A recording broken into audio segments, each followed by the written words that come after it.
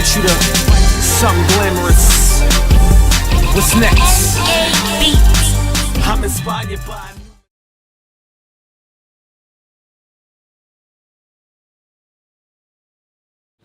What's up, everyone? It's Miss Jones, and I'm here with Saika, a very talented artist, and I really want to get to the depths of her artistry, her growth as an artist. In my life, the two people that inspire me would be Joe Vigliotti, who is the creative director behind like most of my visual stuff, and my godmother, Chloe McMillan. Okay. Now, your latest EP, Fall of a Hero, I think it's fantastic. Thank you. You have pop, you have R&B, you have a little bit of hip-hop in there. Like A little bit, I hear a little bit of Drake vocals in there, just a little. I try. But you say that you don't necessarily like to be pigeonholed into like a particular genre, that you just make music. Yes, I think that music is music, and when you try to box it into like one genre, it's very, very hard to express yourself because people expect things when you put a title or a label on them. So if I'm just going to be R&B, people are mostly expecting just love songs, and I'm not only love songs. You're empowerment, everything. yeah. It's a little bit of, yeah, that's right. It's empowerment. I completely agree with you. Which falls into your concept, the superhero theme. It's in your songs, it's in your cover art. How did that come about?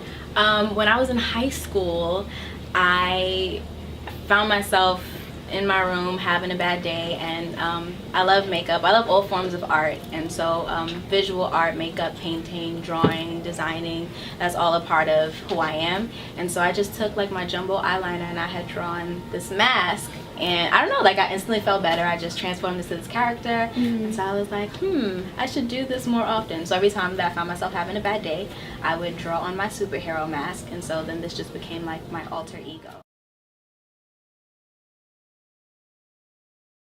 I'm going to give you a name of a superhero, and then you have to tell me her power.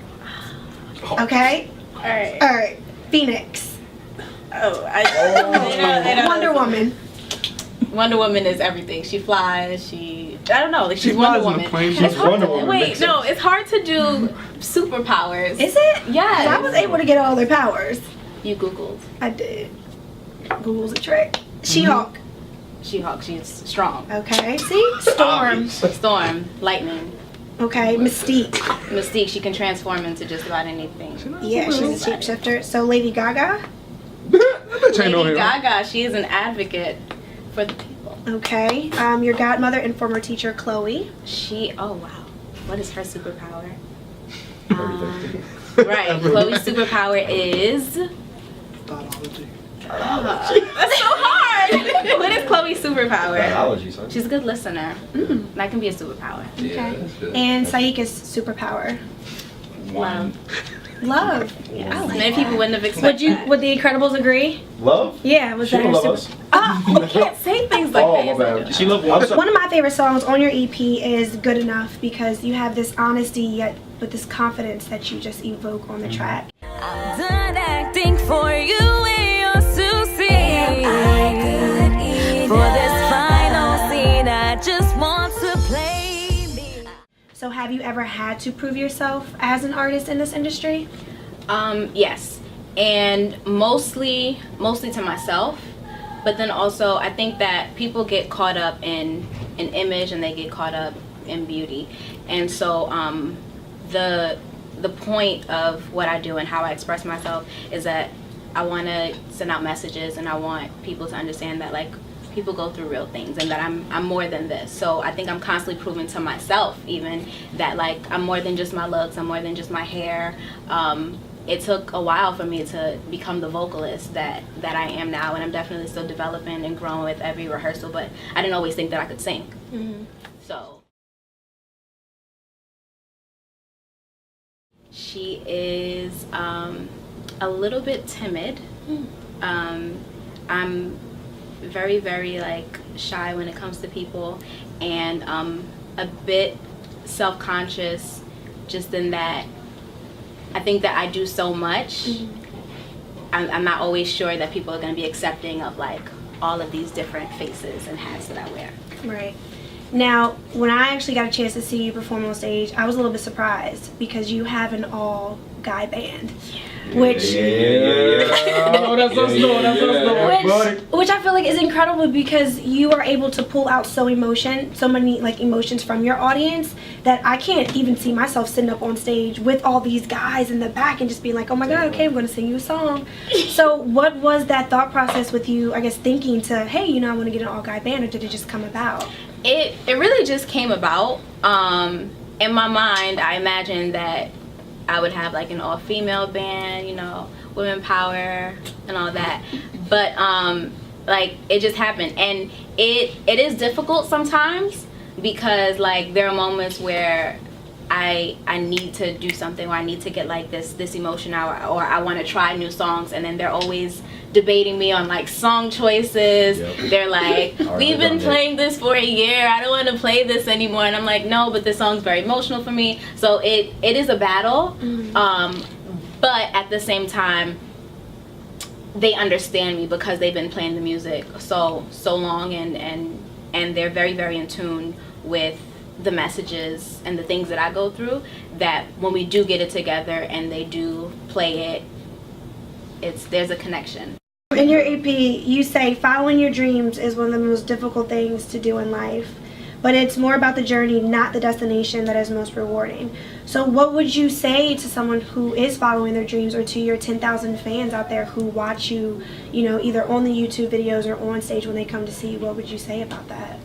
I think that like when I first started doing music, everyone wanted me to focus on the big picture. And I think that when you focus a lot on the big picture, things kind of get lost in translation. Like, why you're doing this, what's the point?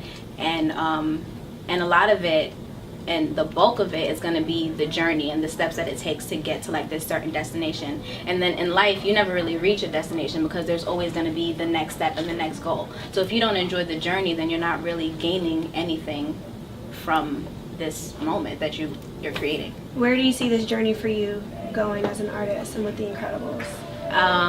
Definitely a world tour. I'm always talking about going on a world tour. Two of them. And I hope to one day own my own record label. I wanna go back to Haiti and like rebuild, and I wanna have an impact. Yeah, outside of music. Outside of music. That's good. You have 10,000 followers on Twitter. You have countless number on Instagram. I didn't even count. But you call them heroes. So in that sense, it's like you're telling your fans that they too can follow their dreams. So how impactful is that support from them? I mean, without listeners, there's just music. Like it's just this thing.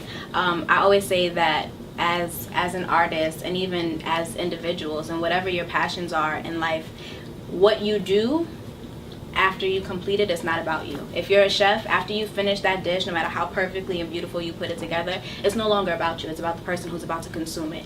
And so with my music, if I didn't have people to listen to it and people to be affected by it, then once I've released these emotions and once I've released this moment, I'm left with nothing.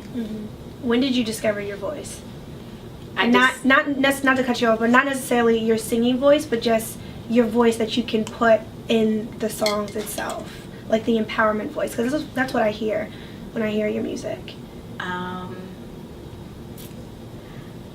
I discovered my voice, I would say, around my birthday last year. I always reach these like start and stop points in music because there's so much that goes into it. And like I work and I have a real life, and this is not yet something that I'm making a living off of. And so I was at one of my like stopping points, and Good Enough came on. And so despite what the lyrics say and despite how many times I sang it, it randomly came on, and it felt like it was the first time that I was hearing it, and I started to cry. And so I finally like understood, and I was like, wow, I'm good enough. Like I finally reached that point where my message got through to me. And so I would say that was when like this confidence switch happened. That is like such a beautiful story. I like that story. I might shed a tear. No, I really do like Good Enough, and that's what I heard. And then when I listened to Justice, and then Save the Hero, even though it's a cover, I heard your voice outside of just the lyrics that you were singing. It was, you really do empower your listeners to kind of like put that mask on and just go out there and just accomplish whatever they want to. So that's extremely accomplishing as an artist.